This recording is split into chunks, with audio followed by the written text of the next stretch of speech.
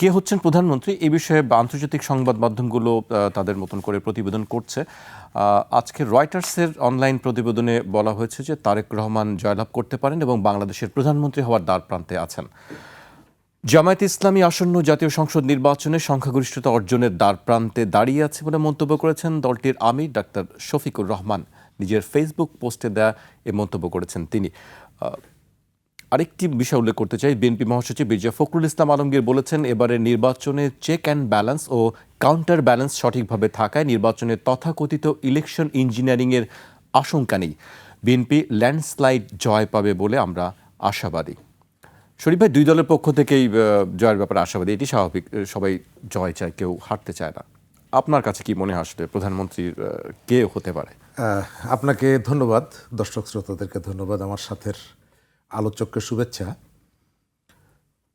নির্বাচন আমাদের দোরগোড়ায়, নিশ্চয়ই এই আলোচনাটি আসবে যে নতুন সরকারের প্রধানমন্ত্রী কে হবে।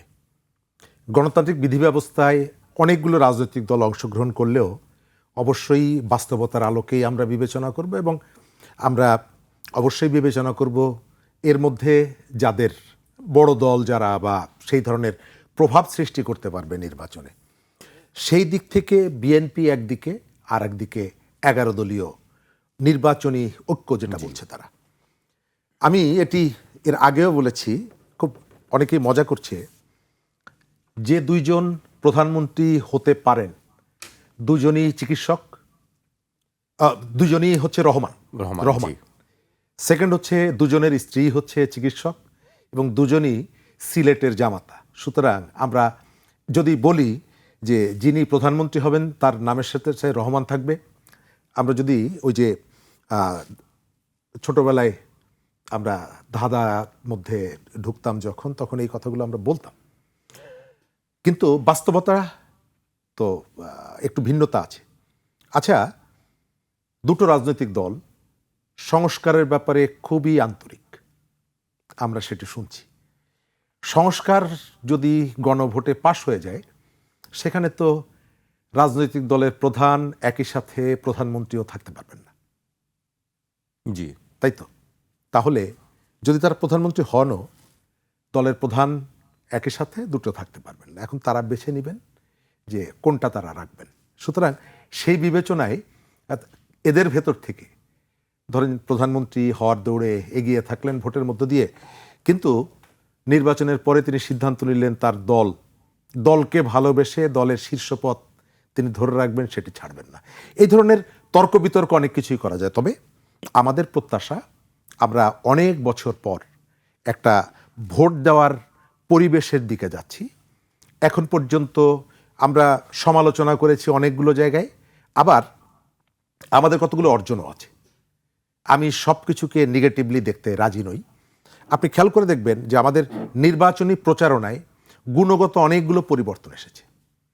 আমরা ছোটবেলায় যখন নির্বাচন আসতো, আমাদের ঘুম ভাঙতো মাইকের শব্দে, তারপরে সারাদিন মাইক বাজছে, রাতে মাইক বাজছে। আপনি এবার খেয়াল করে দেখবেন, যদিও এটি 2008-এ ডক্টর শামসুল হুদার যে নির্বাচন কমিশন তারা এটি শুরু করেছিল, আমরা তখন ভেবেছিলাম যে এটি বিরাট চ্যালেঞ্জ, এটি কি পারা যাবে। এখন পর্যন্ত দেখা গেছে যে অনেকগুলো অগ্রগতি আছে। রাজনৈতিক দলগুলো সভা সমাবেশ করছে, রাত পর্যন্ত মাইক বাজার কোনো ব্যাপার নেই, পোস্টার নেই। তারপরেও উৎসবের বা যতটুকু, সেই উৎসবের ঘাটতি দেখছি না আমি। মানে এই ব্যবস্থাপনার মধ্যে, যদিও নির্বাচনে একটা বিরাট অংশ রাজনৈতিক একটি বড় দল আওয়ামী লীগের কথা আমি বলছি, তারা এই নির্বাচনে নেই। যেমনিভাবে তাদের সময়ে তারা অন্যদেরকে বাদ দিয়ে করেছিল, এবং আমি এটিকে বলি যে ইতিহাসের মিস্ত্রির ছুরি আপনাকে ছুরিটা মেরে দিয়েছে। এবং আওয়ামী লীগ যে নেই, এটা মানুষ ইচ্ছা করে করেনি। আওয়ামী লীগের কতগুলো কৃতকর্মের ফল সে ভোগ করছে, তার ধারাবাহিকতা। তবে গণতান্ত্রিক ব্যবস্থায় নিশ্চয়ই যদি সবাইকে নিয়ে নির্বাচনটা করা যেত, সবার অংশগ্রহণে যদি নির্বাচনটা হতো, তাহলে অনেকগুলো জায়গায় রাজনৈতিক বিরোধ বা বিপত্তি অথবা চ্যালেঞ্জ আমরা মোকাবেলা করতে পারতাম।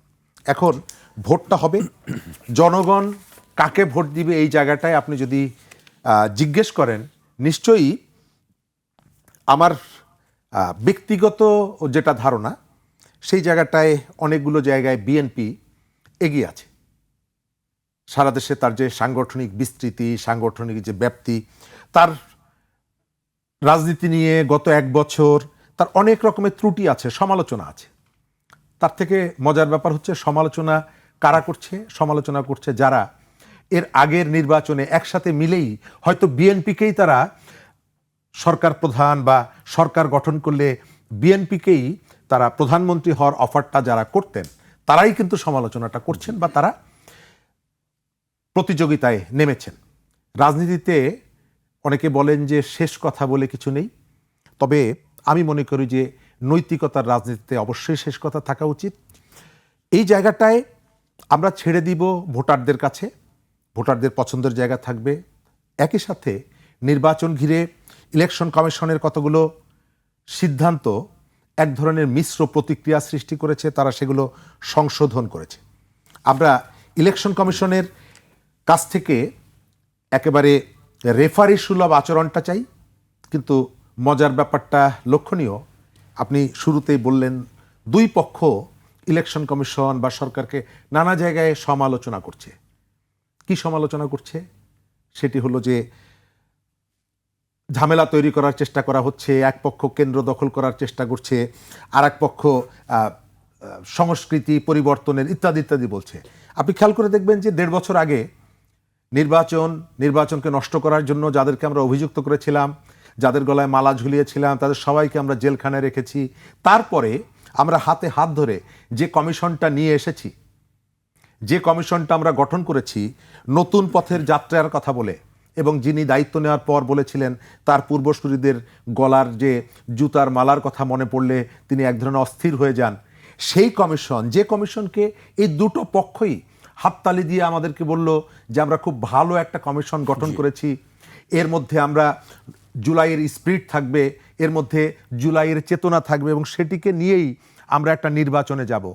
সেই দলগুলোই এখন বলছে নির্বাচন হওয়ার আগে, 1.5 বছর আগে যাকে ভালোবেসে যার গলায় বেলি ফুলের মালা পরিয়েছিল, আজকে তাকে সন্দেহ করছে। অর্থাৎ রাজনীতিতে এটি রাজনৈতিক কৌশলও হতে পারে। আমরা জানি না, অনেক সময় বলে থাকে যে আগে থেকে একটু প্রিকশন চাপের মধ্যে রাখা।